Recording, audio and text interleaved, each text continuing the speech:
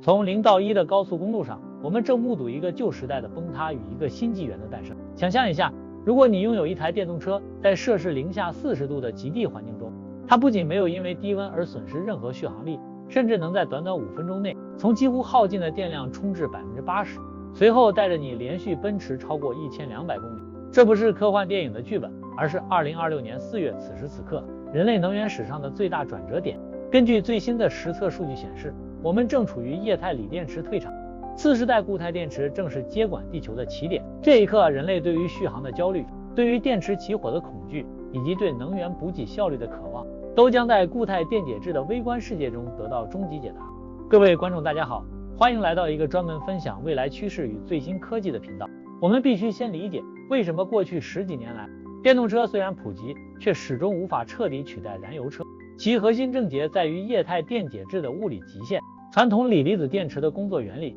是让锂离子在液态的电解液中来回穿梭，但这种液体本身具备易燃性，且在高压环境下极不稳定。更致命的问题在于锂之晶的生长。所谓的锂之晶，是指电池在充电过程中，锂离子还原成金属锂时，容易在负极表面形成像树枝一样的晶体。这过程就像是在狭小的房间里不断堆叠带刺的藤蔓，当这些藤蔓生长到足以刺穿正负极之间的隔膜时，就会引发剧烈的内部短路，进而导致我们在新闻中常见的电池自燃甚至爆炸。长期以来，为了抑制锂之晶并维持稳定，科学家被迫牺牲了能量密度。这也正是为什么你的手机电池用了2年就会严重衰退，以及电动车在冬天会变成移动冰柜的原因。要解决这个困境，科学界追寻了数十年的圣杯，就是固态电池。这种技术将原本易燃不稳定的液态电解质替换成坚硬的固态陶瓷或聚合物材料。这看似简单的结构改变，背后涉及的是极其复杂的材料科学。固态电解质简单来说就是一种在固体结构中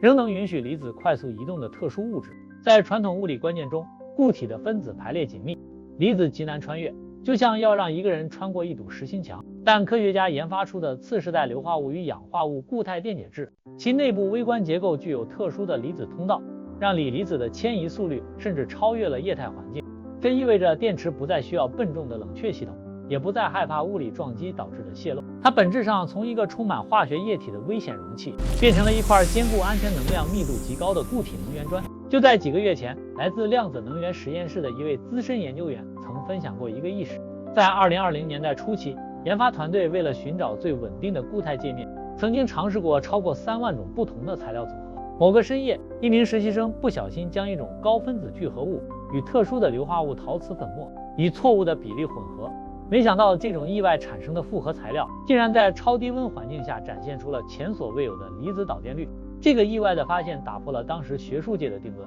也正是目前我们看到这项技术能够在2026年正式量产的关键转折。这种被命名为复合相界面的结构，解决了固体与固体之间接触不密合的难题，让电子传导阻力降到了历史新低。这才有了我们今天在高速公路上看到的那台搭载固态电池，一次充电就能横跨整个大陆的测试车。目前真正达成商业化突破的核心技术在于高镍正极与金属锂负极的完美结合。传统电池的能量密度上限通常卡在每公斤300瓦时左右，但采用了全固态架构后，这个数字直接飙升到了每公斤600甚至700瓦时。这背后的科学原理在于能量密度的定义，单位重量或体积内所能储存的电能量。由于固态电解质本身就能充当隔膜且耐高压，这让工程师可以移除掉大量繁琐的保护组件，将更多的活性物质塞进同样大小的空间里。就像是我们从原本只能装5成满的杂乱皮箱，进化到了利用真空压缩袋将衣物整齐堆叠，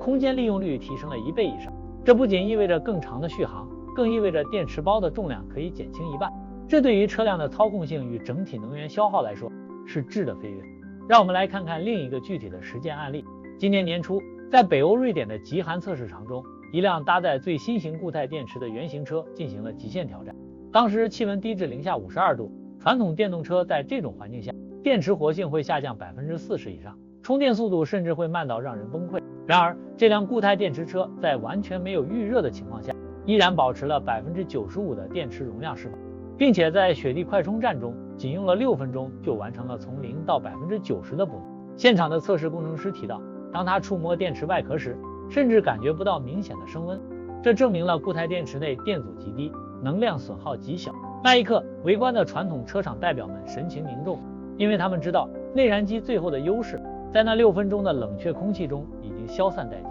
但随着固态电池的普及，能源的属性将从资源转变为技术。只要掌握了先进的材料提炼与制造工艺，任何国家都能实现高度的能源自主。加油站将在未来10年内大规模转型或倒闭，取而代之的是集成在城市建筑中的高效充电节点。我们的电费结构也将发生变化，因为固态电池极长的循环寿命，意味着它在退役后可以转化为极为稳定的家庭储能系统。每一户人家都可以变成一个微型发电站，在白天储存太阳能，在夜晚或尖峰时刻反向输出电网。这种分布式能源网络将彻底终结大规模停电的可能性。此外，固态电池将直接催生个人飞行器的黄金时代。过去，电动垂直起降飞行器，也就是所谓的 eVTOL， 最大的障碍在于电池太重而能量太少，导致续航时间往往只有20分钟，实用性极低。但当能量密度翻倍后，飞行汽车将不再是矽谷富豪的玩具，它将成为缓解大都会交通拥堵的真正解决方案。我们可以预见到了2030年从台北到东京，或者从伦敦到巴黎的短程跨海航线将被无声、零排放的固态电力飞行器所占据。这种空间移动方式的改变会进一步拉平房价，因为当通勤时间减半，地理位置的优越性将被技术所稀释。人们可以选择住在风景优美的远郊，同时享受市中心的工作机会。站在2026年的这个时间点，我们回望过去，会发现人类文明的每一次跃迁本质上都是能源载体的变革。从新柴到煤炭，从煤炭到石油，每一次转换都带来了生产力的指数级释放。而这一次从化学液体能源转向固体量子能态的过程，可能是最彻底的一次。这不仅仅是换了一种电池，这是我们对地球资源利用方式的重新定义。我们不再依赖燃烧数百万年前的古生物残骸来获取动力，而是利用材料科学的极致微观结构去捕获与储存电能。这是一种更优雅、更安全，也更具备人文关怀的技术路径。它减少了环境的破坏，也给了后代一个更可持续的未来蓝图。或许在不远的将来，我们坐在安静无声自动驾驶的座舱内，穿越大陆时，我们甚至会遗忘掉续航焦虑这个词曾经存在过。那时的人们会觉得必须去寻找特定地点加注液体燃料，或者花费1小时等待充电，是多么原始且不可思议的行为。固态电池的普及象征着人类终于驯服了电力这头野兽，让它变得像空气一样无处不在且极其稳定。这种自由感将渗透到我们生活的每一个角落，从你手腕上几个月不用充电的智能设备，到能够支撑一整个社区数周用电的小型模组化储能箱。我们必须意识到，这不仅仅是一场商业竞争，这是一场关于生存效率的竞赛。在气候变迁与资源枯竭的压力下，固态电池是我们手中的一张王牌。它不仅解决了交通问题，更为重工业、航空业甚至太空探索提供了底层支持。想象一下，月球基地或火星探测器在极端温差与高辐射的环境下，固体化的能源系统将是唯一可靠的保障。这项起源于实验室意外发现的技术，最终将带着我们跨越地球的重力井，向星辰大海迈进。面对这样的未来，我们需要的不是恐惧，而是适应。当技术的浪潮扑面而来，那些能够理解底层逻辑并提早布局的人，将成为新规则的制定者。固态电池的商业化标志着一个去中心化、高效率、绝对安全能源时代的降临。虽然目前大规模量产仍面临成本优化的最后一里路，但历史告诉我们，